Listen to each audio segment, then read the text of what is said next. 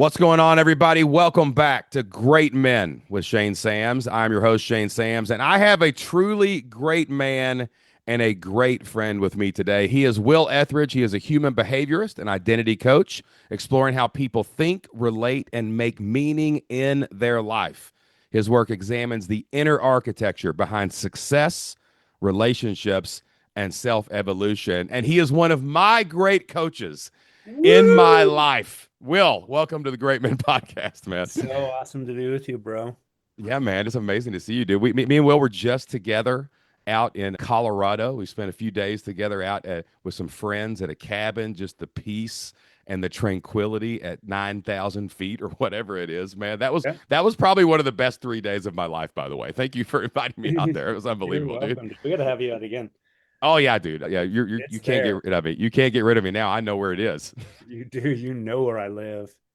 I know where you live, son. It was crazy driving out there too, dude, because like I swear the drive out there was peaceful and like it was on this big dirt road and you didn't really kind of know where it was going to go, but it feels like you're leaving the earth. And I think men need that sometimes, man. We really need to physically like remove ourselves from the world. You catch yourself doing that too sometimes? Oh, 100%. I mean, the Rockies is so different, like from where you live. Totally, man. So majestic. It's so dramatic, and Yeah, every turn has a different sort of twist and view and look. And so, yeah, I mean, my God, that's why I live here. It's totally, bro. phenomenal. And Yeah. that place is a piece of my heart. That cabin is like the shit. How long has your family owned that cabin? 43 years now. Holy crap, man. So you literally have been going out there since like that's like 12. a childhood pilgrimage, man, going back there, right? Yeah, I know that place like the back of my hand. And it's always majestic and new. Like it's always fresh every time you go. Something's It's different. Yeah. totally different. Yeah, I mean, like, were you there when we saw the bear? No, there was a bear. We missed the bear. Yeah, it was cruising up along the side of the bank of the lake, and it would go in the lake and swim and frolic, and then jump back out, and then come back in and jump Were back y'all just out. sitting on the back deck there watching it, like Yeah, I'm play? just watching it, filming it. I got a film. I'll send it to you. Now I'm terrified because me and Tom went wandering off into the wilderness when we walked over to the other pond. I don't know what we would have done if that bear had like popped out there and was just Or started black fishing. bears, you make noise. Noise. Ah, big man, big. Yeah, great man. Great man. I am a great man, bear. Run away. I love Please it, dude. don't eat me. Hey, what was it like, 12-year-old kid? I remember when we bought our place, the lake house here, and like I remember the first time I brought my kids out here. They didn't know we were buying this property. Mm. And I've got this amazing picture of Isaac and Anna Joe sitting on the back porch where you have been. We actually flew Will out to coach our family. That's how much I love this guy. But like what was it like as a 12-year-old kid, like driving out there for the first time and like seeing it? Like, do you remember how it landed? Oh yeah, I remember like the back of my hand. We used to grow up in New Mexico, right? And New Hmm. Mexico is all desert. And it's beautiful in a certain way, but after a while, as a kid, the desert gets, can I cuss on here? You can swear all you It want, gets bro. fucking boring. And so Right? we were driving to it, and I don't know if you remember the very beginning when you come on the dirt road, Oh yeah, and totally. it's not a lot of trees, and it's kind of arid, and you're driving through. So I was terrified that my parents had bought a cabin in this semi-arid, no trees sort of environment. And so we were driving up. I was like, are we close? And she says, no, sweetheart, just we're gonna keep going on. Just calm down.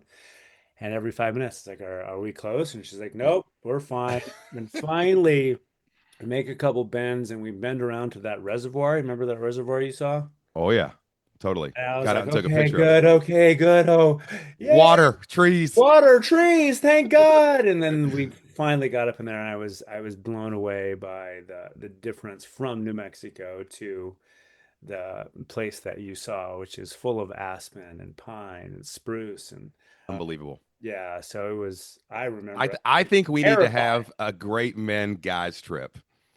to your Yes, place. That's what needs to happen. We need to. I think so I need to too. take people on the pilgrimage to see this place because if you can't find greatness under the stars at that cabin, like you will never ever find it, man. You are fucked. Yeah, man, you are done, man. That's beautiful, man. It was Right? a beautiful experience, man. It was amazing to be out there and hanging out with you. So let me ask you a question on that note. Like, like that is a place of greatness, and like, our Mhm. friends, we have a great friendship. I love you so much, man, and like, Oh yeah. that's kind of the point. Is like, how do you live a great life on your terms? Like what does a great life look like for Will Etheridge? Like not what everybody tells us we're supposed to do, but like what does that mean to you to have a great life? What does it look like? For me, it's always my question to myself has always been, who am I and what do I want to do? Mm, And there is a lot in between those two questions because who am I is infinite. It's an infinite question you ask yourself. And the reason I love that question is because you can constantly surprise yourself. And you can constantly go deeper. And there's so many facets to who am I. And mm, I grew up in a family where, in an era where we weren't really asked that. We were yeah, expected to follow the rules. We were expected to be good kids. And we were expected to show up and get good grades. And no one, I don't know about you, but no one was asking me, who are you and what do you want to do? What no. inspires you? No one was asking me that. Never. Bro, Right? I grew up in the South in a small Yes. Friday night lights town. You had a script, son, and you better follow it or your ass is in detention. Like, let's go. Right. Yeah, man. And Yeah. so there's an incredible tension that that creates because you do exist and because you are wondering why the fuck you're here. Like, what am I Yeah. doing here? And why do I exist? And so it was the void of not being asked and the struggle of trying to figure out who I was and what I was doing here that sort of has driven that. So what makes greatness for me is not so much the external like life and all the things you can get, because that's awesome, but it's actually discovering and rediscovering myself and finding out stuff that blows me away. And I've seen you do this over and over and over again, where you find things about yourself and you're like, I had no idea that existed. I Yeah. had no idea I could see the world this way. I had no idea I could have relationships the way I have relationships today. And this is just scratching the surface.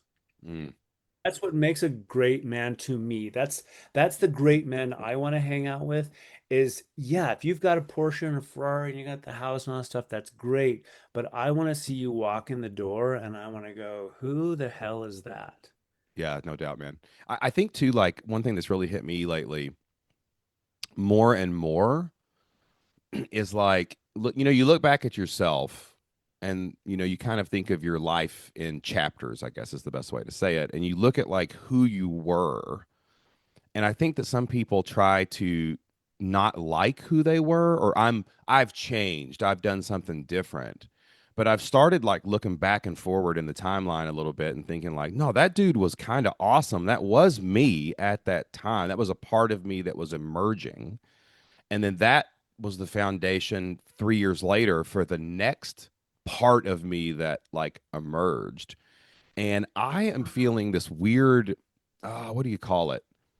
I'm curious like right now about what in the world is coming. Like, and what am I going to be in 3 years? What am I going to be in that? Because these parts reveal themselves. Like they say people never change, and that's kind of true because you grow, you evolve, but you're really just unpacking what you already were inside as you shed off all those things we were taught growing up and told to Mhm. do. And the 80s was not a good place for individual identity.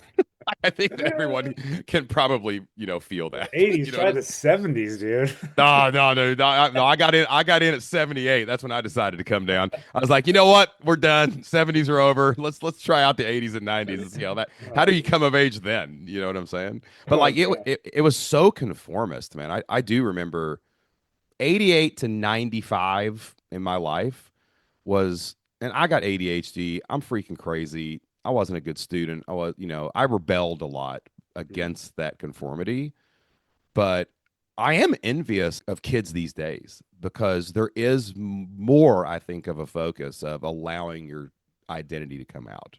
You know what I'm saying? Yeah, absolutely. If you're going to ask me that question, I liked who I was as a kid because I was curious. I struggled. Oh man, did I struggle? And I almost took myself off the planet once because I felt like I was taking up too much space. Mm, I didn't know I was here. yeah, And I remember being in traffic and I remember like accidentally cutting someone off in traffic and beating the shit out of myself inside my car that I had actually disturbed someone else. It was crazy. And man. yet I was this kid I was pretty happy. I was pretty jovial. I was very social, had a lot of friends. And yet there was this sort of like vacancy inside myself of like, who am I? What am I doing here? What am I Yeah, actually doing here? And I think that was we talked about this sort of that void yeah, that the drives emptiness. this pursuit, Yeah, man. right? And what a brilliant pursuit to be on in stating like trying to figure out who I am. Yeah, man. No greater Yeah, pursuit than that. I would say yes, kids are lucky these days, but they're also handicapped by technology. They're totally. handicapped by being completely sort of integrated with everything, Yeah. right? And social media, just you're They just can't hide from each life's other either, you can't. know? No. Constant connection. I'm really blessed that we got our school will not let them use their phone for 8 hours a day. Mm, And our kids are very active. Like Isaac's at work right now detailing cars. Anna Joe is at cheerleading practice, and then she has a fundraiser, and then they're having a pool party. And you can't use a phone inside the swimming pool. You know what I'm saying? So like being able to disconnect from that's good. I just realized something that I want to give you a lot of credit for in my life mm. is I think that I pursued adulthood and career and success, especially my entrepreneur journey when that started in And you 2012. did an amazing job at it, Thank you, my friend. I appreciate that. right? I did do an amazing job. That guy was pretty Yeah. cool. That guy was pretty cool. He was doing his best and he did pretty good at it. He did pretty goddamn good. Pretty good, man. And like, but like there is a shift that I have really adopted lately. One of the things in my new book it says is like I am becoming the man I am. But Mhm. I think until I actually probably until I met you and I was doing a lot of work around that time and we did a lot of work together, I was always trying to like build myself into a version of a man that I thought would be worthy. I don't know what it is called. Like I was always doing personal development, but it was like to change who I fundamentally was. It was to become what I thought everyone else would view as successful and whatever. And I was playing all these games and I was winning. I was winning all these games I was playing, It but they was were like not you're trying to fit satisfying. into a concept that they say what a man is. Yes, exactly. I was trying to not just force myself into a round circle into a square hole. I was trying to dig out the whole shape. Like, no, I'm going to do this shape. This is the shape I think it'll be. But you really did help me shift that thought process of like, well, hold on a minute. I actually am Shane. Like, Mhm. there's a guy in there, and I need to get to know his ass. And like when I started looking inward for what I want, for who I was and what I wanted, what I knew I could become, that started changing everything. That started making me look at everything. I didn't chase as much. I didn't feel as much pressure. I got to brag on something we did. I worked with Will one time, and we did this collapse basically where I was like standing there. It was the most psychedelic experience I've ever had. But we were on nothing, and like there was no medicine involved, and you like noticed this like fighting stance I was standing in like all the Mhm. time. And you were kind of like, I don't think that's really who you are, dude. Like that doesn't look right. Like why are you white knuckling the air in my apartment by ourselves? There's no one here trying to kill us. You know what I mean? And I remember we went through a process to kind of let that go. And I remember my whole body just collapsing. Mm, And I realized, oh, wait a minute. I remember that. I'm wearing a costume. That's You slid, literally slid I down literally the wall. slid against the wall and slid down. And I was like, oh, I'm supposed to get to know me as I already am, not Mm. become anything. I didn't have to become Yeah. anything else, man. The You thing know? that I saw you go through, which was very cool and it was really hard, is that Totally. when you're trying to, it's like when you're trying to like cobble together the idea that you think you are, it would be like a person who's creating a sculpture, slapping on sort of extra clay and, Mm, and building sort of this weird amorphous structure. But what I saw you do when you turned in is you actually went through a shedding process. mm. Tell me more about that. A shedding Well, process. What do you mean? you remember the season where you just went into massive depression? Oh yeah, I will never forget it, and I'm grateful for it. Actually, Yeah, yeah, depression yeah. is a form of shedding. Mm, It's a way that you have to go really internal to find the deeper aspects of yourself that isn't slapping clay on the outside of you to cobble the man that you think you are. It's actually going deeply within to actually find who you actually are. And it's mm, painful and it's yeah, a struggle. And I think that's the piece where you want to talk about great men. Great men have allowed themselves to actually go through that transformative fire, and they're willing to go through it because some men don't. They'll exit out early and go totally. back to the old way and fine, I don't want to do that. Screw that. I'm just going to keep being who I think I am. So you went through an incredible transformative process and it took a while. And that's just what happens sometimes, especially when you're digging as deeply as you did, Yeah, right? And that's what you're creating today. That's your entire basis is that you had to go deeply within yourself to actually feel yourself and see yourself and shed all the ideas and the concepts that you thought you were. yeah. I tried to story my way out of it. That is the I have the gift of gab, and I'm a good storyteller. And What? the but the So weird. problem is you can turn back that on yourself and you can start telling you can story your way out of the depression. If I just do this, if I just do that, this is not who, because it does hurt. And I do remember toward the end of the depression I went through, there was this moment where I was waking up every day, and when my eyes opened, the only thing I can say about it was it felt like sheer horror that I Mhm. woke up. Like it was the most anxiety you could ever feel. It was the most sadness you could ever feel. And like it was so, I don't know it was so loose, like you couldn't really grasp it, like where it was coming from or what was happening, especially when we look at the paper and everything on paper looks good. Yeah. But I do remember one morning where I said, no, I'm going to feel it all. I'm going to lay here, not lay here in bed just because I'm laying in bed to mope or because I don't want to get out of bed or I'm depressed. It was like, no, I rolled over on my back and I just said, okay, I'm going to, and I don't even think there was any conclusion in that moment. I don't even think there was anything that I came up with that was a solution in that moment.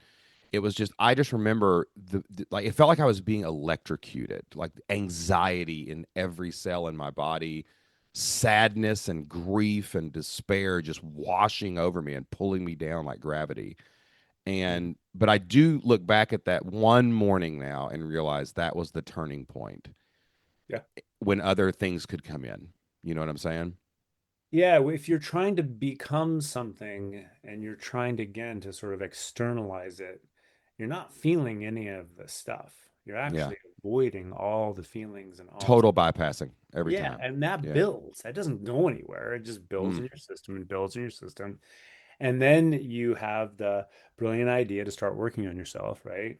Mm-hmm. And the beginnings are like new and fresh and like all these ideas and it's exciting, right? But what you don't realize is coming is that when you dig deep enough inside yourself and you start to actually break apart those old structures, there's a lot of emotion and a lot of stuff underneath that has never been felt, that needs space and time in order to be felt so it can reorganize you from the inside out. Mm-hmm. Yeah, man. The kingdom of heaven's within, baby. Kingdom of heaven's One, within. You know, you 100%. you, And you got to it's, go in to make it happen on the outside. It's the only way to yeah, do it, boys. It's scary as hell too, because our minds are effed up, boys. they God are. damn, And man. they want to scramble and they want to escape and they want to do everything they can not to actually feel the one thing that's actually going to transform you. Yeah, man. I think that's why a lot of guys get to their 70s and 80s, or guys that'll retire and then they'll just wither and die, is because they get to the place where now they have no chance to confront it, and they're like, oh, I don't have time to do that anymore, and they just leave. They just leave the earth and they just sit with it, and they had a good life, they had success, they had all the things on paper that they say are good, but then there's no more time or courage left to actually kind of deal with it. One thing that happened after that too was, I realized that like the body is kind of the seat of the soul. You know what I'm saying? And I find that whether it's work like meditation or, somatic work like you're feeling into your body, but actually just moving like the body, like I turned my focus when I went inward, when I was able to look back out, right? When I found enough in there to where I was like kind of feeling like I was understanding where I was going, the first layer of that was like my body. And I find that guys that that go to the body and feel in the body and also take care of their body seem to Mhm. have a better chance to get that mental health stuff right, to get that external stuff kind of rebuilt and like put that back together. So like, as a guy that works with a lot of entrepreneurs, CEOs, people on the mental side of the identity game, right? Breaking all that stuff down.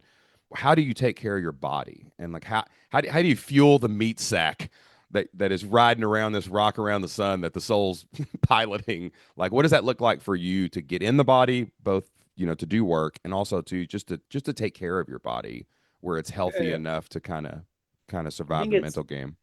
For me, it's on different levels. There's the physical body that requires good nutrition and exercise and movement. And so I work out at the gym 5 days a week. I walk at least 4 or 5 days a week for half an hour to an hour a day. So I'm moving my body. I'm doing yoga, right? I'm so that's the physical layer of the body. When you start talking about inhabiting the body, then there's many different layers to that. There Did is, you did you say inhabiting right there? That's yeah, interesting. inhabiting your body. Huh. Most CEOs that I know, most founders that I've worked with are so disconnected from their body, they're a talking head, Mm, right? mm, They are. The body was left far behind a long time ago, and everything's operating from the brain down. mm, And so they're massively disconnected. They don't know they have a central nervous system, which is it's the iOS of the body. mm. And so if you don't understand you have a central nervous system and the central nervous system is operating at all times, and you've grown up in a family that conflict was just the normal, then as a CEO and a founder, you're going to create conflict in your culture because it's what your central nervous system understands, Wow. Huh. right? Yeah. And do So you think do you think that too, like if the body, I know a lot of business owners, and I'd say 60 to 70% of them at some time as a founder will struggle with, like I just talked to a buddy of mine last week, one of the most successful men I know, world changer, has created hundreds of millions of dollars of economic value in the marketplace, mhm. is literally the guy in charge. And he was like, I just don't have time to go to the gym. My body, I don't feel good. But like, if your central nervous system is jacked up because your health and your hormones are jacked up, like it would be like moving into a house when it was just the studs. You know what I'm Mhm. saying? Like there's nothing there to inhabit. It's just not going to protect you from the weather. And then of course the operating system and it's not going to work either, you know? So like If how he how if can you expect change, if for he me anyway? inhabits his body, he actually has to become aware of his central nervous system, which is jacked in a certain way. Yeah. It's the Yeah. same thing that happened for you when you actually started getting real and you actually started inhabiting your body. You started to feel the trauma in the body, Totally. Yeah. and I you knew had to exactly where all the process. pain was living and how to Yes. and then as I got in there and I was looking around like, oh, the balcony's leaking. Oh crap, the bathroom's toilet is overflowing. Mhm. Whatever it is. But then it gave me the ability to move my body in a way that would repair that in some way. And then that gave me more strength to repair something else and something else and something. It was like a snowball effect once I actually realized there was something below my neck, Yes. you know? Yeah, and most Yeah. founders, CEOs, and execs don't realize that there's something below the neck. they don't want to go there. They want to keep operating at the level that they're operating at. If it's a highly competitive culture, then they want to keep with competition and keep, crushing people. And that's just what I know, and that's what I do.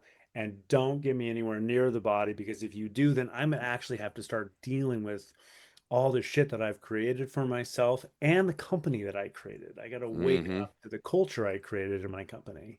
And Yeah, that's man. terrifying, Totally, dude. right? But Yeah. if they Because then you have to do, realize you're the one who caused it. It's your fault. yes, you Yeah. might have made hundreds of millions of dollars, but how did you make it? Not Yeah, what man. did you make, but how did you do it? Because when you retire, because you will at some point, your body's going to give out, something's going to happen. You're going to have to retire. You will have to sit with every single one of your decisions with Mm. no energy to actually do anything about them at 65, 75, 85. Dang, dude. That's freaking That's crazy, bro. that's regret that I personally wouldn't want. I wouldn't want to make hundreds of millions of dollars if I had to crush however many people to do so. And Including yourself. yes, Including and then yourself. have to live with that as I perish, as I go. That Yeah, sounds man. that sounds Deal with it in your awful. 40s when you're strong enough to deal with it, man. Like right Yeah, now, I'll you're keep yeah, you're still healthy. 50, 40s and 50s, you got a chance. 60s is getting yeah, I'll hard. keep doing what 70s, I'm doing. you're screwed. Yeah, yeah. Yeah, man. I'll keep working with people to help them figure out that they have a body, they have a central nervous system, that they can regulate themselves, that they can communicate differently, that they can actually deal with conflict differently, that they can actually have an inclusive business model, not necessarily a competition and crush it at all costs business model. Yeah, man. Yeah, man.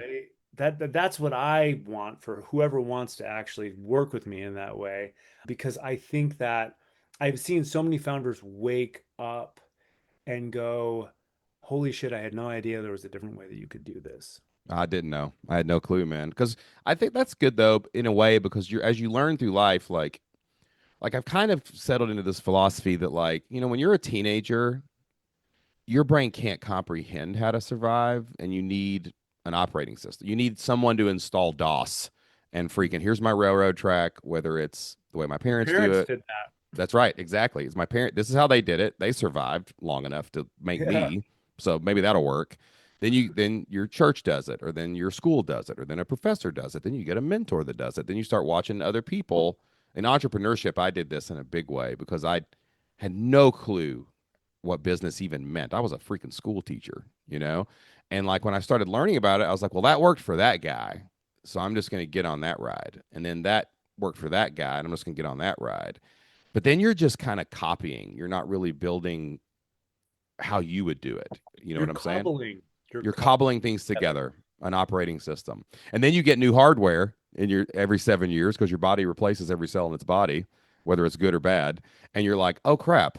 I don't know what I'm doing for me. I do Flip Lifestyle, that was our big break. That was our company that we started, our movement or whatever you want to call it. Yeah, yeah. I had a realization about a year or two ago that we helped over 5,000 people start businesses and quit jobs. That's pretty crazy when you look back on it. Like, I'm proud of Yeah. that. I'm glad we did it. But I realized that like I was using that almost like a, what do you call it, like a substitute for changing my own life. And I was helping so many other people. I was just handing them all the things other people had taught me, and some of my own stuff was working its way in there as I was developing it. But like I used it almost like a substitute for me working on myself. I was like, if I can just help as many people get what they want, right?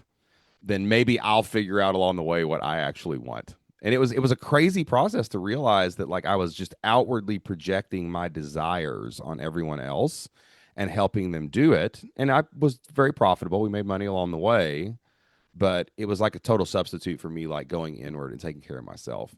And like I think that what I found later, this is a kind of a new thing I'm understanding about myself and other men right now, is I had men I was copying in my life. Like I had mentors, I hired the coaches, I went to the masterminds, I did all the things, but I was almost like it was almost like renting a Xerox machine. Mhm. And when I finally got men around me that were like brothers, like friends, like people who would mirror me, not to mirror me and just reflect back to me like that. You're doing a great job. More like, why the hell are you doing that? That doesn't seem like what you want to do. Or even the gym, take the gym, like guys that were like, dude, come work out with us. Come hang out with us at the gym. Don't just go to the gym and do the workout you downloaded and get out. And I found that like almost like fellowship with other men. I started having role models that I didn't have maybe growing up. Like, what was your model for being a man when you were growing up? And then what role do other men in your life play now in that mirroring and that accountability and things like that? Right. Can I speak to something just prior to that, and I'll answer that question? Yes, sir. What you're talking about is pre-integration and then integration. So what you were doing is you were literally like, I'm going to take this piece and this piece. I'm going to slap it on here. I'm going to slap it on here. I'm going to slap it on here. But there wasn't integration. Mm.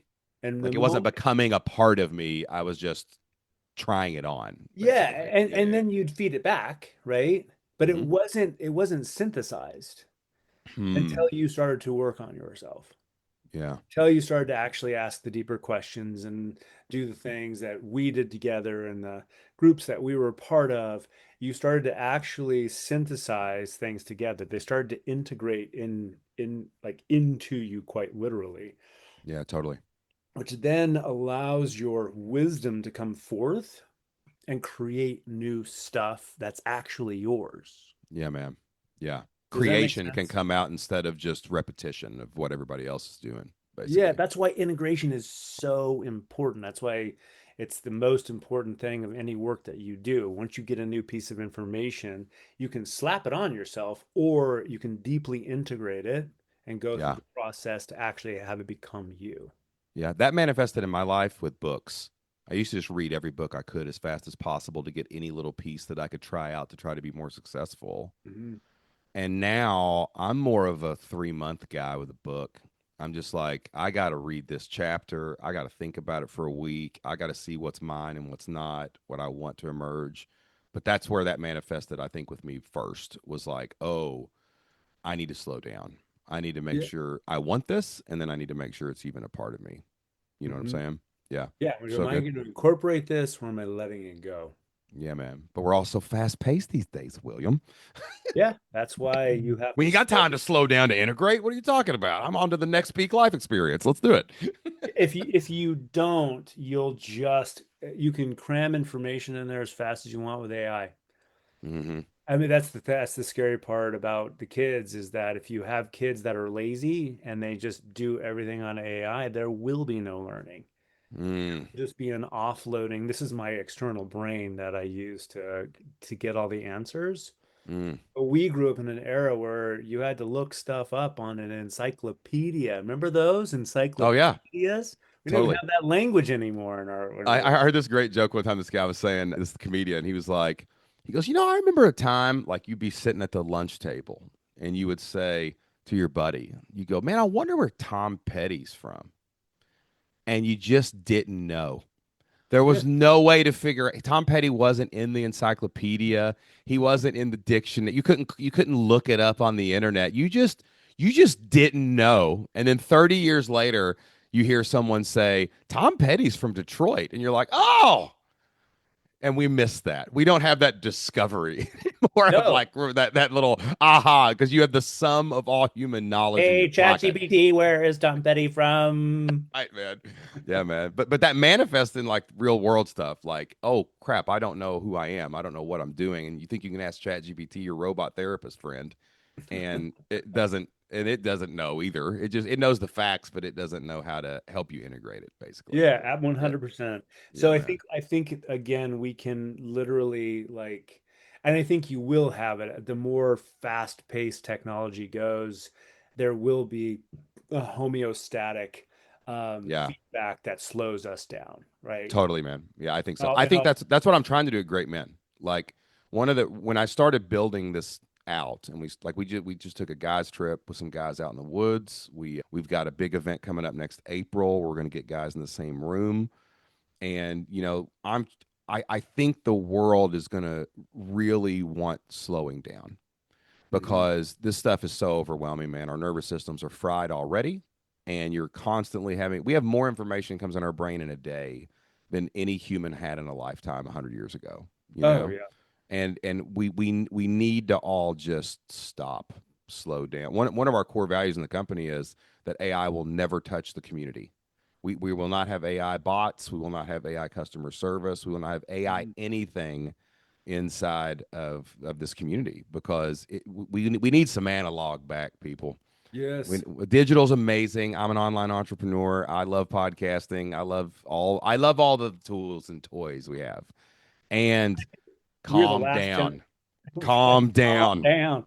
We are the last generation of the true bridge between analog and technology. Yes, we are. You're are you We Gen remember X? drinking from the water hose, You son. Gen Come X like on now. me? Yeah, man. Yes. Yes, sir. I need it every day of my life, man. There's like I love taking my dog for a walk, just being I love to walk into the woods until I can't hear cars and Mhm. just let it all it's amazing how much that'll calm your ass down. You know what I'm saying? Yeah. Yeah, We need so so 100%. so let me circle back then. So when you were growing up though, like and we grew up at a unique time. Analog, the bridge between analog and digital.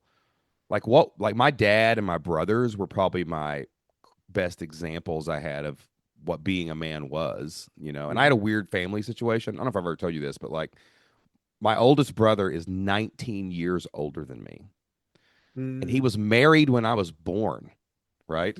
So I just came baked in with the okay. There's a dude who has a wife. What in the hell? And then my other brother's 18 years older than me. My next brother's 9 years older than me. So by the time I remember my childhood, 8 or 9 years old, he's already 18, right? And then mm. I got a younger brother too. And this was my ecosystem with whatever hooks, hangups, them surviving life they were doing, like we had. Like what were you focused on for that? And then kind of how did that evolve like into like what you look for in male friendship and things like that now? So I grew up in the 70s. I was born in 1970, and I grew up with a Southern dad from Roanoke, Virginia, and my mom was from Birmingham, Alabama. And I grew up with a 1950s conservative dad, right? Mm. I grew up with a dad who was a hunter. So he was a big game hunter. He was a fisherman. He was Southern. And he grew up in a household where his dad passed away when he was 12. And so Ooh, he was given the mantle of the man in the family at 12 years old, wow. which creates a really interesting psychology, right? Totally, yeah. And so my father, like on one level, he had a huge heart, super affectionate. And so I got that flavor of a man. Like when he hugged you, he'd bear hug you. And when he was sitting on the couch and reading, and you passed him, he said, "Come on over here and sit down." And he would sit and he would read to you and he'd talk to you about what he was reading, or he would share something with you that he loved or whatever, right? And in our household, my father ran the household. So it was his rules. We wrapped around what he wanted to do. So he was the epicenter of the family, and everyone Mm. else wrapped around him. Mm. Right. And so we were hunting, we were fishing, we were doing the things he wanted to do until I was about 5 years old. When my mom and dad divorced and I was five, 2 years later, she met my stepdad. And my stepdad's name's Hannes. And Hannes was a baron of Austria. He literally had a castle. He was cultured. He was soft. My dad's 6'3". Hannes is 5'8", with a little Wow. beard. And he was gentle and he was thorough and thoughtful and caring, where it was just the opposite. I got the opposite dad. This is like Guy Kiyosaki's Rich Dad Poor Dad thing, but like more like with emotions and stuff. Yeah, It's interesting. the Sound of Music version. Yes, very much so. Yeah, man. Right. And so I got these two dads, one very authoritarian rule, you follow the rules, which helped me understand what rules were in society, and that I don't want to poke the bear. Yeah, Like I'm not a person that's going to fight the man. I just yeah. have no interest in that. I'd rather be a beneficial virus that sort of like works in the system and then creates all the beneficial love virus stuff that I can do to change the system. But I'm not going You're to. my only friend who I totally get saying I want to be a beneficial virus. Like Yeah, that those is are a great fucking that is a great love virus. I want to infect the system with greatness. Yes, That's 100%. good. While not poking the man, Yeah, while not man. thinking that I can beat the system, right? Totally, man. That's my dad. And my stepdad was, who are you? What do you want? I see these qualities in you. I think you should act. You're so this. And he would reflect back to me. Everything my dad didn't do, he was doing. So I Wow. got this full quantum dad. I got someone who was soft and gentle and emotional, and then I got the fucking balls to the wall rules, hunter, man, masculine. So I got a feminine father and a masculine father at the same sort of over a lifetime. That's incredible, man. What an amazing experience. You know what I'm saying? To be able to go to do that and be that because one person only has one perspective, but you got to have two. You got to be like, oh, there is this way, my initial operating system. Whoa, there's a Mac. There's a Mac. I've got the PC, but we can also have a Mac, and they both have good things about them. You know what I'm saying? So how you've heard this. Will represents a balanced masculine and feminine. Totally. Yep. It came from the relationship to my dad's and my even two moms, because Huh. my stepmom was conservative. She was controlling, she was loving, but she was firm, right? She didn't walk into her kitchen and make yourself a sandwich. She fucking would yell at you. Like you had to Right. wait for her to make the sandwich. Versus my mom's kitchen was free for all, do what you want. Dinner's at 6, have snacks, whatever. So I had this really interesting sort of conservative liberal way of like living life. And I think it's how it shaped how I actually am It's a man beautiful. in the world. Yeah, man. I've got three guys I talk to a lot, right? Almost every day. And then I've got like another pod of guys. Like I try to surround myself now. I really like to surround myself now with guys who are really good at looking at themselves. Like that's more important to me than even how they treat me. It's like I know these guys are moving toward growth or moving toward something, but they're doing it from like a really personal responsibility way. Mhm. How do you I don't know how to say this. How do you seek friends or what kind of guys do you want around you now? Do you look to maintain that part of you? Do you feel yourself drawn to more guys like your dad or more guys like your stepdad or like how did that shape how you build your friend group?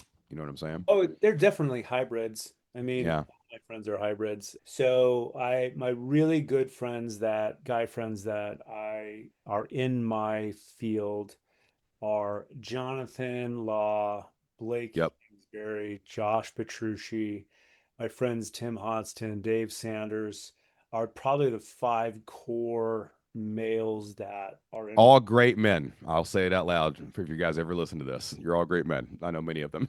Yeah. Yeah, Good dudes, man. they are. They're amazing men. They're loving, they're caring, they want the best for you.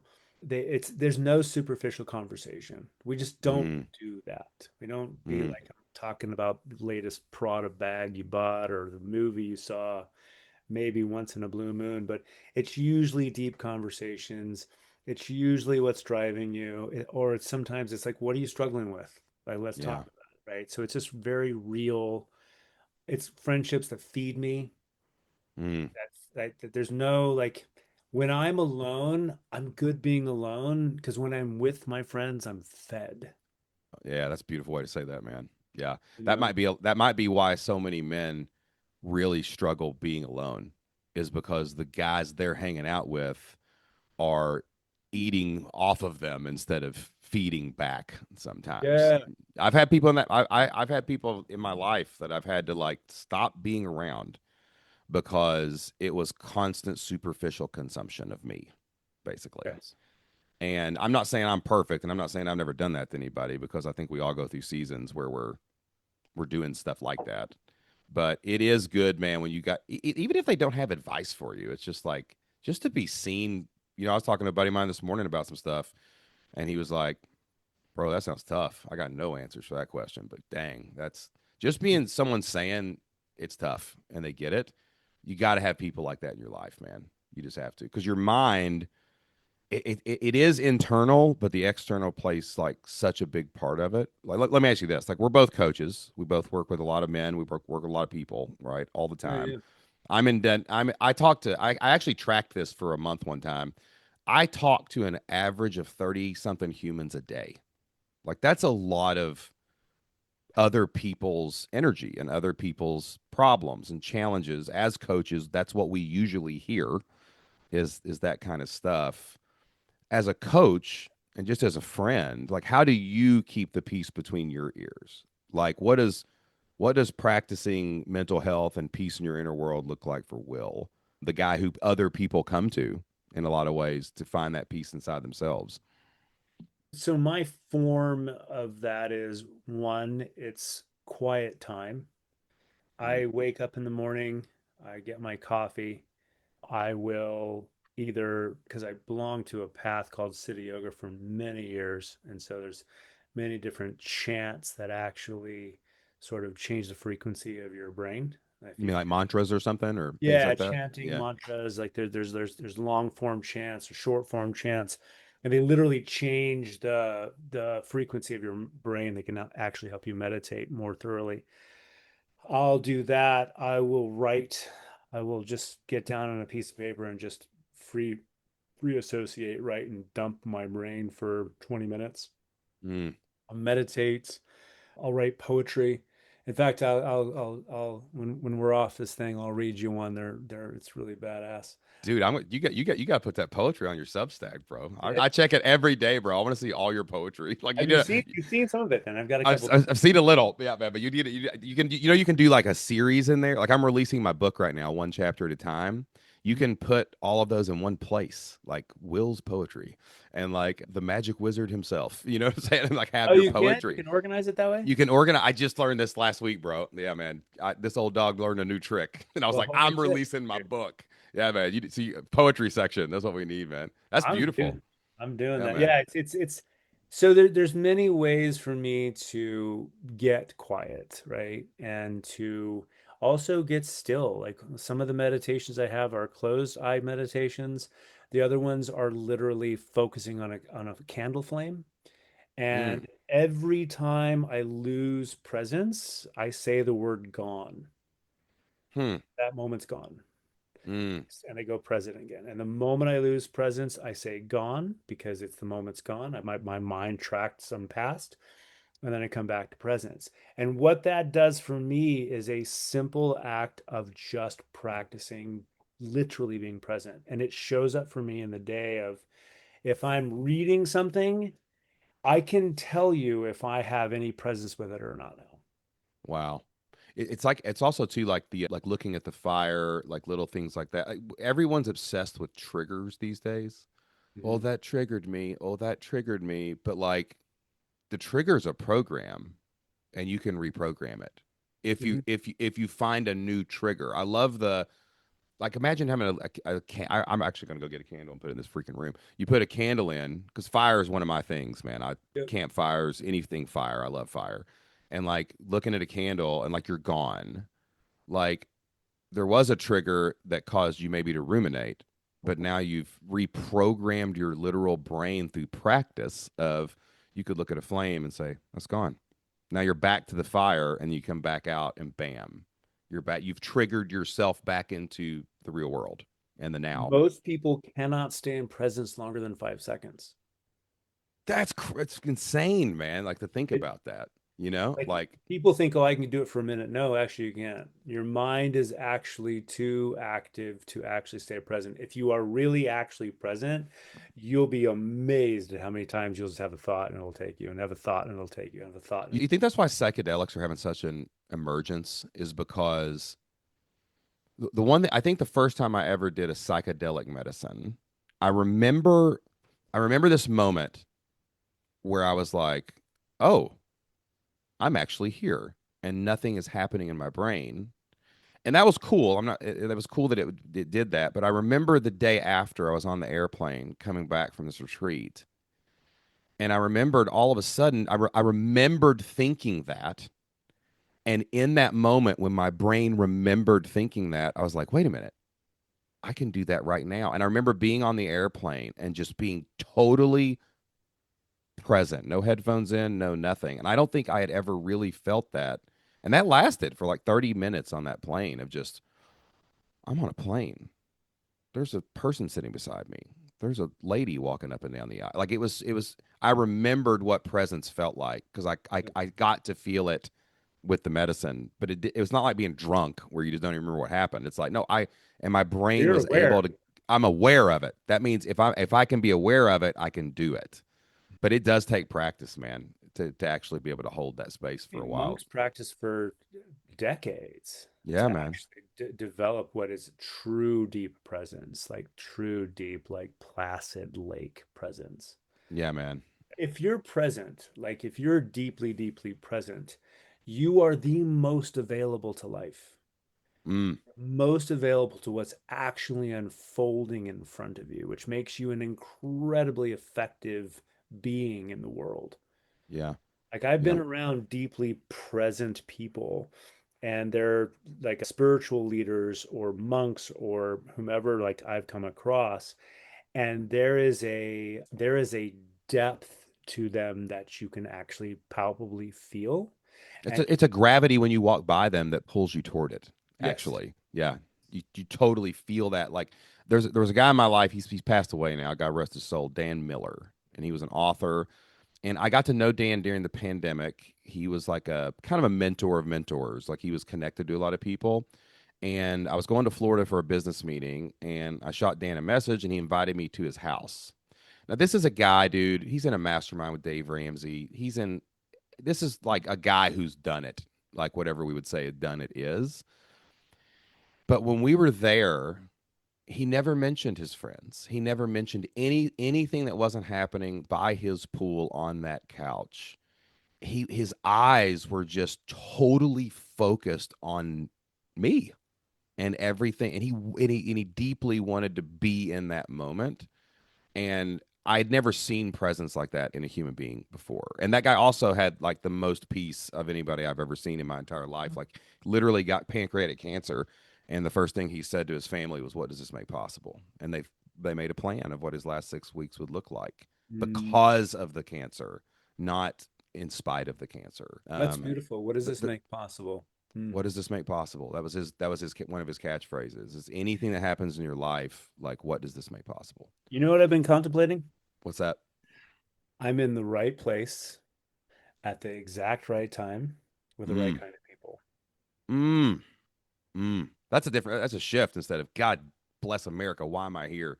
What is Yeah. happening? You know? I'm in Yeah. divine timing.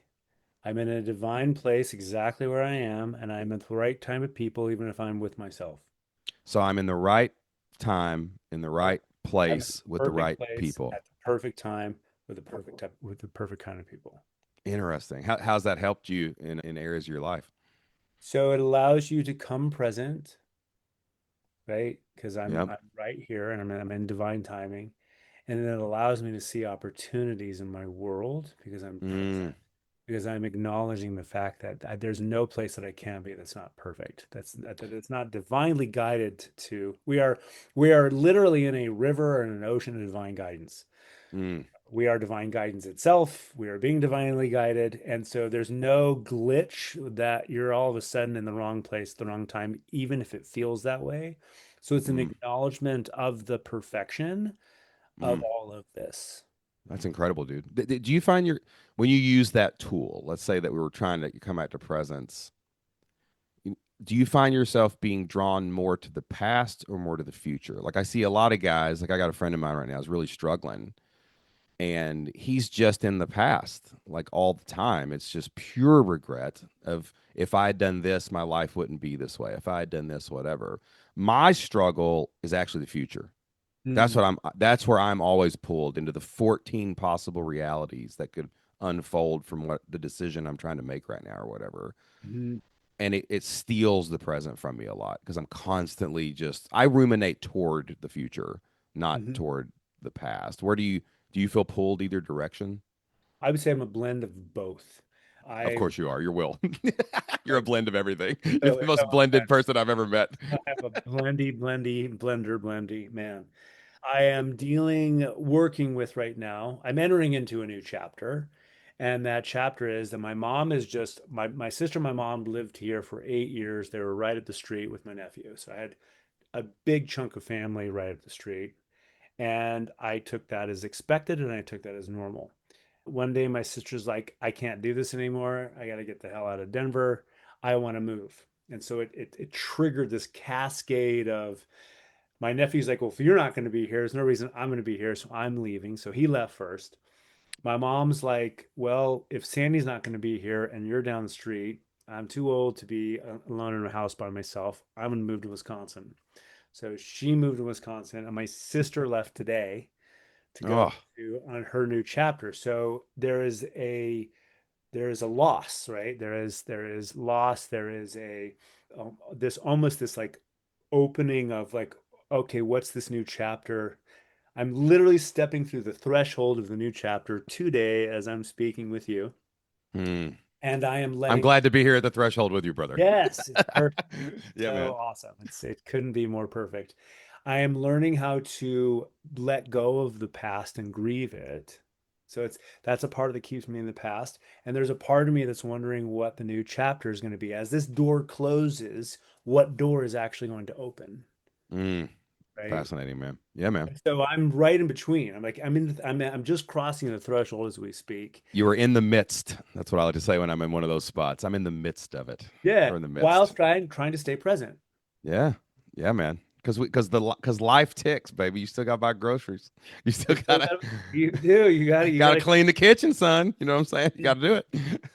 But I have found that we talk about present as like a buzzword, but it's really like it is a practice when you really embrace it. When you Yeah, embrace man. presence and embrace it as a practice, it is probably the number one practice that you could ever want to. You can't perfect presence. It's just I don't you can't do that. But to deepen in it is probably one of the most powerful practices anyone could ever undergo Mm, because you are entering into the actual unfolding of this universe that only yeah. literally happens now. Yeah, man. This is all we got. Like literally. Like everything in the past is gone. Everything in the future, who knows if it's real or not. And then Mhm. when you get stuck in either one of those places, like I used to think about this. I'd say the first 5 years of when I was really getting successful, like when we were making money that I couldn't believe was even possible for a human to make because no one had ever told me it was possible. Yep. I didn't sit in it. I mean, we enjoyed it. We did things. We took our kids on trips or whatever. But my mind was always, how am I going to do this in the future? Or like, what does retirement look like? Or all this shit that Yeah. everybody tells you got to worry about as a man. And like what I found was one of the tricks that I got in my brain to get out of the future, because the future it pulls me like a moth to a flame, dude. I don't know Yeah. why my brain goes there. But like the future was here and I was like, well, I got to have this and I got to have this. And when I get there, I got to do this. And the guy will be there is depending on me to do everything, whatever. And I finally was like, well, wait a minute. What do I need to do now Hmm. that could give me a chance at and when I shifted that, then it was like, oh, all I got to do is put this much of my percentage of my money into this thing today and hope, and then I have no control over it at that point, right? Yeah. But when I was like, what do I need to do now to get the future, it pulled me back to the present enough where I could actually think about what I was actually taking action on and experiencing today. And then the future will take care of itself. It's going to happen. I may be dead. Who knows? I might be dead in 5 years. It doesn't matter. Yeah, yeah, You know what totally. I'm saying? I Like, I admire. don't know if I'm going to be there for retirement. I mean, I could be hit by a car when I get off this call. Oh, God, please no, universe. God, please. I was Yeah. writing that today. I was like, I'm assuming like I was rejecting myself at 85 for some whatever it was I was writing. And I was like, if I am lucky to get there, Yes, yes, yes. Yeah. like I was worried about my dog passed recently, about 3 weeks ago. And I was so wrapped up in her ending that it woke up to the fact of like, the irony could be that I could just die before I know, right? I think about that about my dog Duncan. He's 6 years old. He's so fun right now. And I'm like, was he going to get 12, 13, maybe?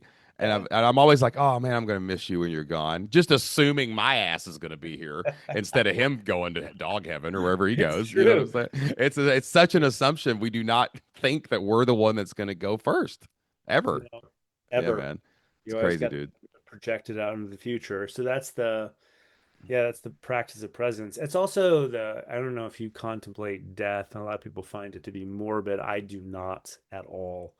I I don't think think it is at all. I go, you know where I go for fascinating. walks almost every day? I go to cemeteries. I Oh yeah. I I try to confront it almost all the time. Not confront it in a way. It's just like yesterday. I was like, Duncan, look, man, this is where we're all going, baby. We Me, found you. another cemetery, We. Duncan, on I accident. explore this. I explore the counties, and I just look for cemeteries, just to experience them. And like I go through and I read the gravestones. And like yesterday, I saw this one where this it was like 1915, and it was a baby that it was born and died on the same day. You Wow. know, and it just made me think like god man that, I mean that automatically like one that child existed it was here and then it was gone but like dang man I've had 48 of those birthdays bro. That's pretty cool. All right, let's talk about business a little bit. Talk about what you do because what you do really is magic, man. It's amazing. Like the one of the things you taught me was the collapsing and the challenges and benefits of every situation, not just good or bad, right? We've used that a lot. But like, your chosen career is like working with people to kind of reshape identity and figure out who the hell they are. Like, how did you get into that? And like, Mm. what is it that you do with people, like to actually guide them through those processes? Well, how I got into it was my own struggles, right? Mm, How I got into it was the arduous and lifelong process of figuring out who I was through a breadcrumb trail of trying this and trying that. And thank God I had a mom who supported it, right? She mm, supported all the weird, crazy, kooky things that we were doing to try to figure out ourselves back in the day. yeah, And so for me, my work is pieces of things that I have picked up along the way, things that I have studied outside of school and in school.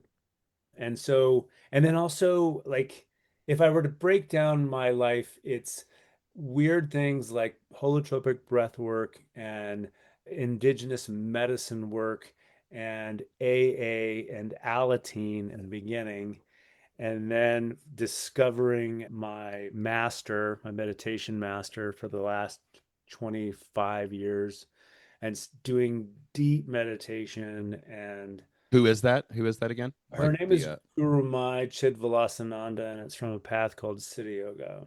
interesting. And I would meditate for an hour and a half a day and chant an hour and a half a day for like 15 years every day. Wow, that's discipline, bro. And so that was the depth. And then as that transformed, it transformed into massage, which then transformed into body psychotherapy at Naropa.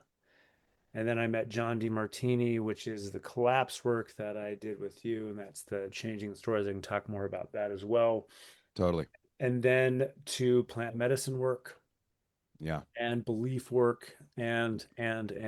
So my and then all of these sort of methodologies have created all the tools that I help to transform a person's identity, feel more grounded and embodied in their being, be able to resource and regulate themselves, change belief systems that have been their sort of like iOS for the longest time.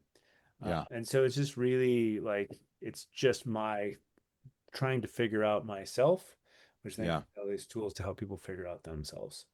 Tell me more about the collapse. I think that's one of that to me is probably the most interesting tool that I've ever found that I use on a daily basis Mhm. because it's so flexible. Like in the biggest problems of your life or the biggest highlights of your life, like it's so simple to do on the fly, like in any situation. Tell me more about the collapse, just kind of what that means, and then and then how you balance it out between like challenges, benefits, and all the different things, and why it works actually. Why is it so helpful to be able to, we were when I was at your house the other day, we were talking to our friend Marina, and she was like, "You need to collapse that," and I'm like, "Oh yeah." I don't know why I didn't think about that. Like tell me about that process real quick at a high level, just that 50,000 foot view, and why do you think it works so well? Well, collapse doesn't mean a lot to your listeners, so let me talk about it in a way that'll make sense. Okay.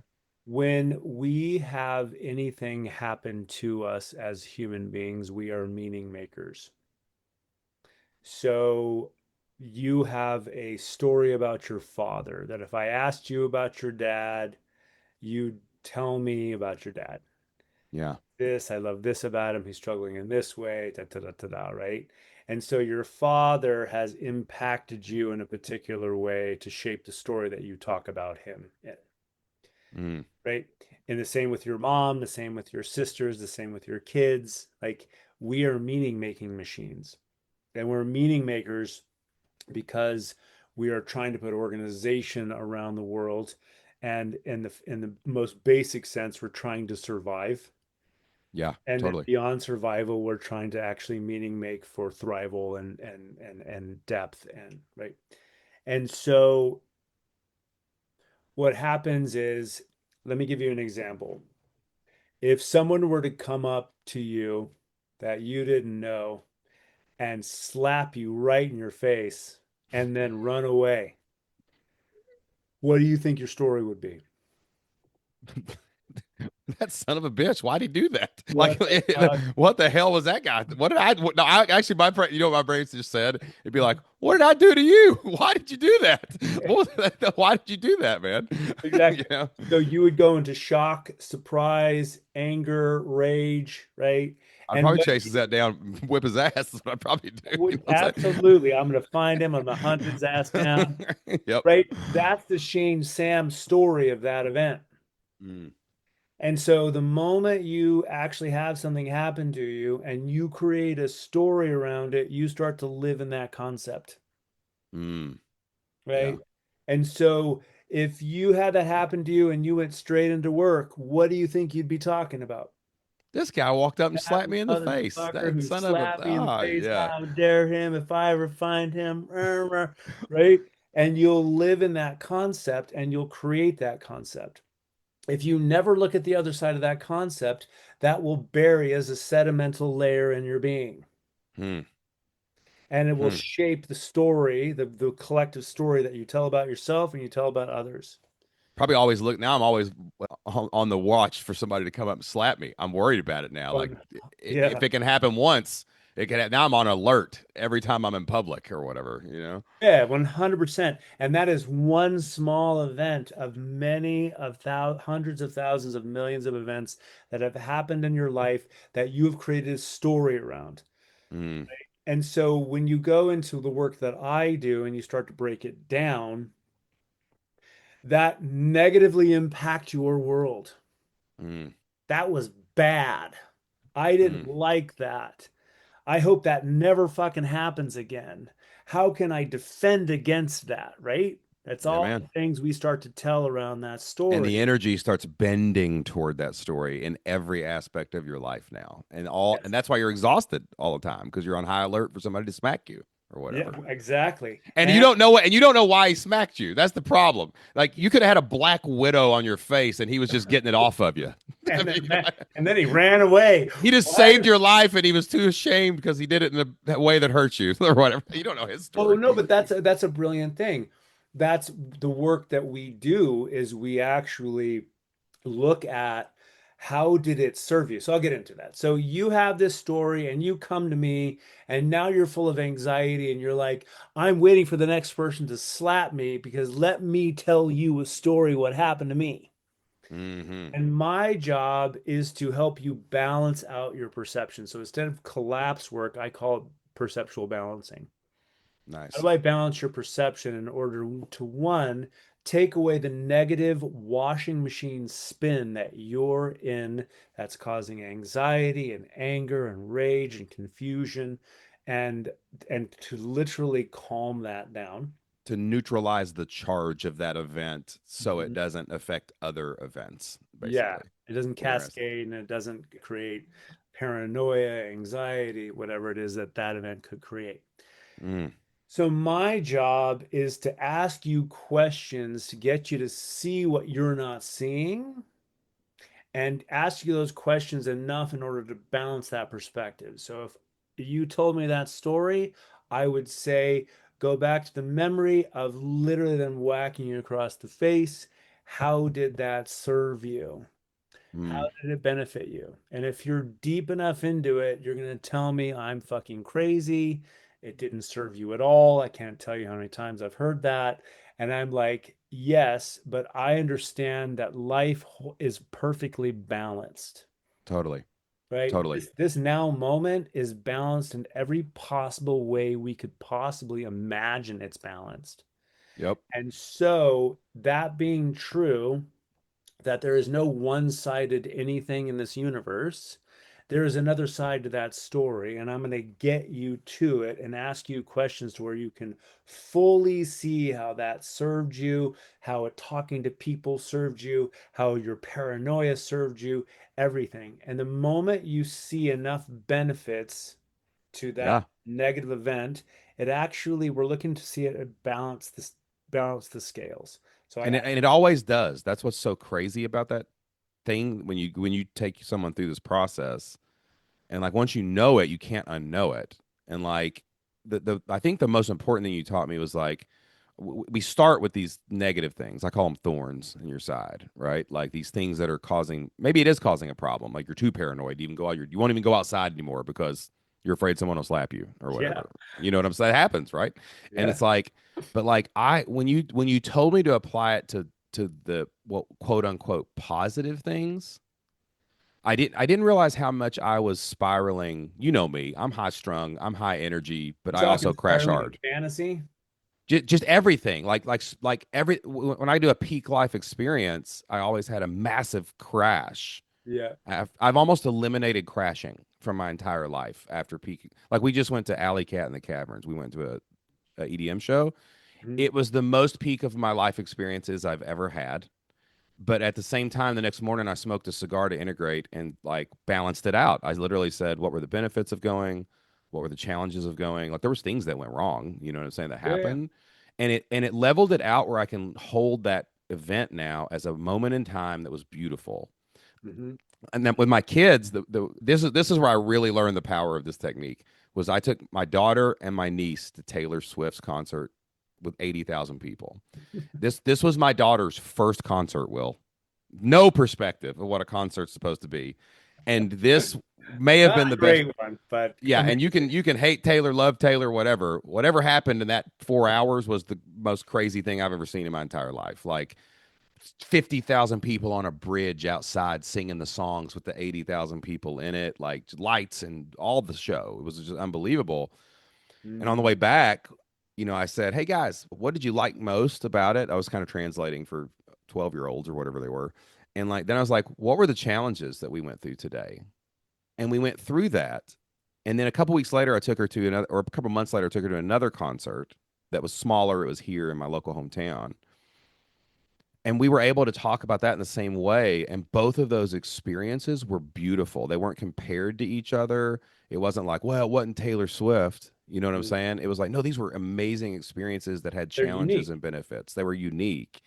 And one of the things that Anna said to me around that time was, Dad, I want to go on more concerts with you. It opened the door. It made possible this thing that me and Anna Joe do now with each Yeah. other. Right. You become more present when you find the center point of something. Yeah, So man. if you're in fantasy, you're actually not connected to reality.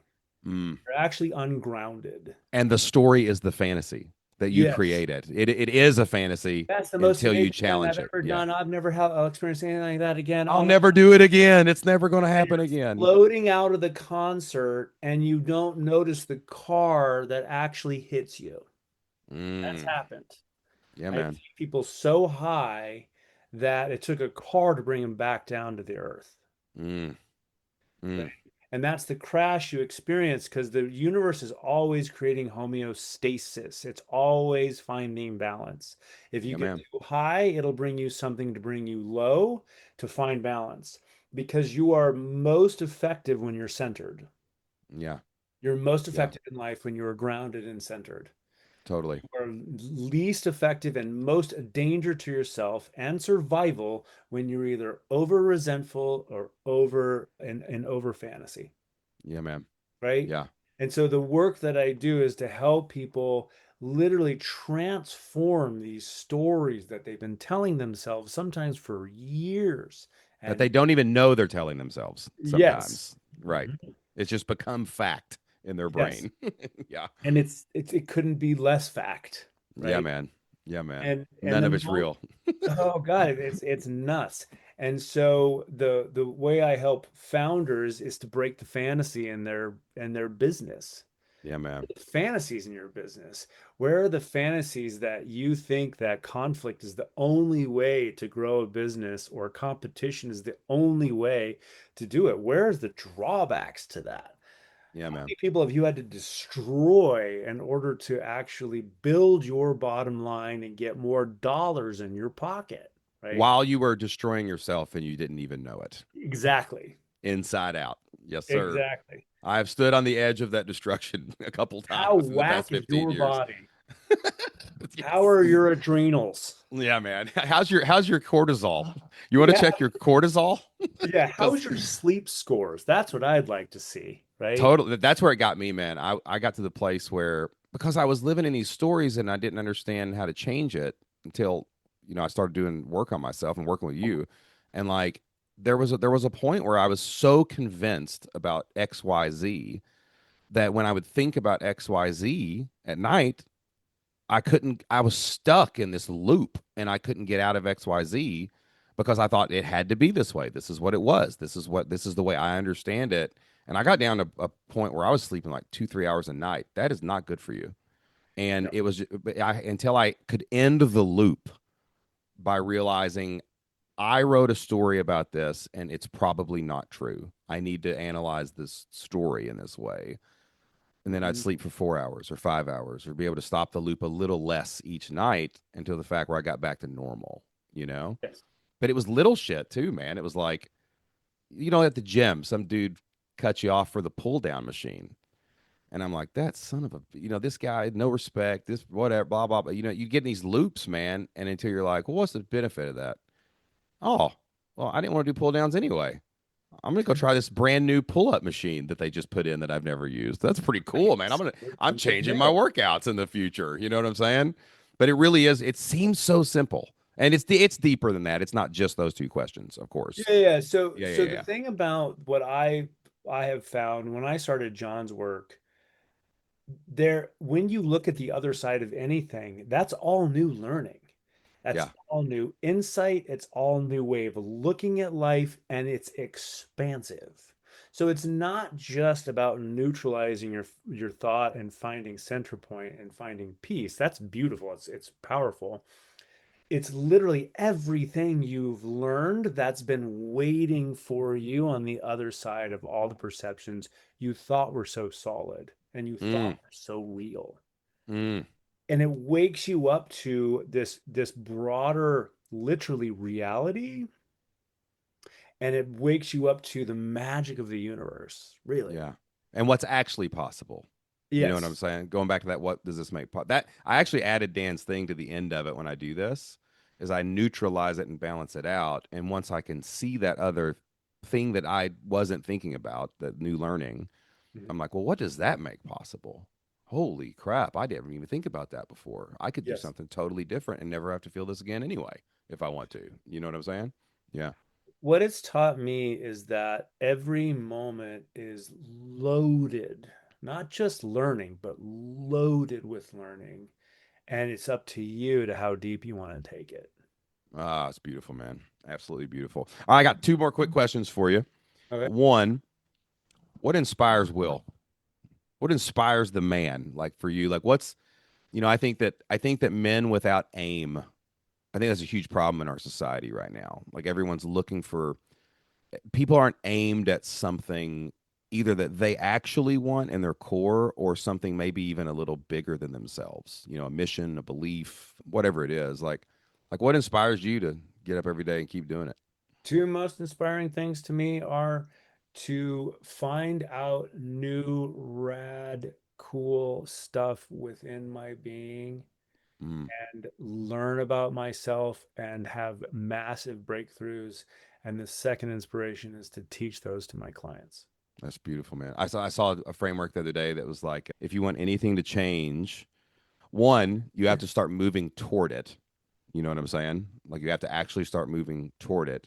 And the third thing is you must share what you're learning with others because that's the only way that it'll bake into yourself.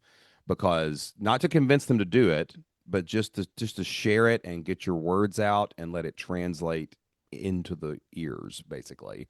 Mhm. But doing those three things is like how you change. You know what I'm saying? Yeah. Yeah, yeah, and And make it yeah, happen. it's what I've done my whole life is because you get so excited. You're like, oh my God, I figured this thing out. And you have particular people that you're like, I've got to call this person right now because this message is for them. Totally, man. I want to Yeah, share man. this with them, I right? found something for you, dude, but it's Oh for my me too. God, I I was thought looking at about you. you, bro. That's my bro. And then your bros become closer bros. That's what happens Yes, because that's how you you gave build you community. shared with them, dude. And then what's exciting right now, man, in your life and your business? Like, what are you excited about right now? What's budding? What's happening out I'm there? excited about the identity reset is amazing because it brings together everything that I know to help founders that are floundering within themselves. I see what you did there. That's some wordsmithing. I like that. Right?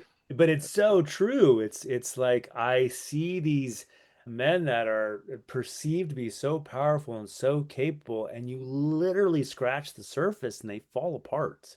Totally, dude. Yeah. They I see it. I see fall it. I apart. see it every day with my friends, man. Everybody that owns a company.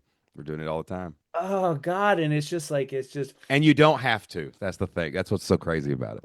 You don't have to, man. it's isolation. Like I have seen founders feel so literally isolated and alone. They've fused their identity with the company.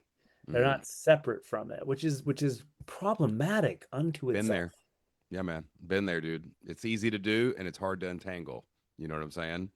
But Yeah. when you do it, your life gets a lot better because it's just way better than it ever could have been. Yeah. And then nervous system's addicted to crisis and urgency. Yeah. And then you start creating your own crises because you love it so much. Yeah, that's the Self normal. sabotage was my main enemy for about 5 years, and I think I was sitting. Were you there when discovered this game that I was setting up everywhere I went at that in Utah when we were hanging out? Were you on the couch that day? I think you were. I think you were sitting there, and I was like, oh no, this is all me. Like Yeah. I just kept resetting the chessboard and knocking the pieces off and resetting but it was that same thing, man. I was just trapped in it, and it was That's like your central I nervous was system. I was addicted to blowing it up and rebuilding it bigger. I Yeah. was totally addicted to it. Yep. So, two things we can work on changing some of the story and we can work on the nervous system level. Yeah, man. Both are necessary to work on. So, in the identity reset, those are two of the major pillars that we work on. I love it, man. Dude, I we got a problem is I could talk to me and you could talk forever because we go deep, man. But dude, I love you, man. What a great conversation. And Yeah, like dude, thanks thanks for for having coming on here and sharing all this with people. And like, I can point to a few people in my life that have shifted the direction of it, and you are one of them. A brother for life, me. William. Honored. Amazing. If Honored. anybody would like to learn more about your work, where would you like for them to go? If they want to reach out and talk to you, or if they want to check out the work you're doing online, where do you want them to head over? I'm on Substack at I think it's Will Identity Coach. It is. Yep. I am willetheridge.com is full of sort of what I do in the identity reset and the sovereign standard. So loads of information, all sorts of like I've got loads of not blogs, they are called blog posts, not blog posts. What are they called? Articles, research, Articles. Thank you. Wow, look, content. We'll just say blog, content. That'll catch everything. blog content. And yeah, and then just, come and hit me up. Love it, man. Dude, thank you for being here. I'm sure I'll see you soon, brother. And great men, guys trip at Will's cabin. We're gonna figure this out. Next year. Let's do it. We're gonna make it happen. All right, guys. That wraps up my conversation with a guy that I truly consider a brother, a guy that's really helped me on my mental health journey and just being a guy, just going out there and trying to figure things out. And he's got a lot of tools that can help you do it. Will Etheridge. Check him out, willetheridge.com. That is ETHERIDGE. And he has an amazing Substack if you want to go follow along with Will's journey over there. Will is also a part of the Great Men Brotherhood over at greatmen.org. We have an amazing growing community over there of guys that are coming in every day and they're being seen. They're being witnessed. It's a place where you can share how you're feeling without having to worry about what your wife thinks or what your friends thinks or what your town thinks or whatever it is. We have a mastermind in there. We call it The Forge, where we talk about all the different areas of a man's life. We have conversation and experts in there on physical health, on mental health. We talk about business. We talk about investing. We talk about marriage. We talk about parenting. We talk about all the things that you might not get to talk about on a daily basis with your friends. Our goal is to connect you with a bunch of great men from all over the world. So when you go out in the world, you got a brotherhood behind you that's got your back. So we invite you to come pull up a chair around the fire. Thank you once again for listening to the podcast, Great Men with Shane Sams. Until next time, to all good men listening who are feeling, aiming at, building, resting in, and pursuing greatness on your terms, keep going. You are not alone. I'll see you soon.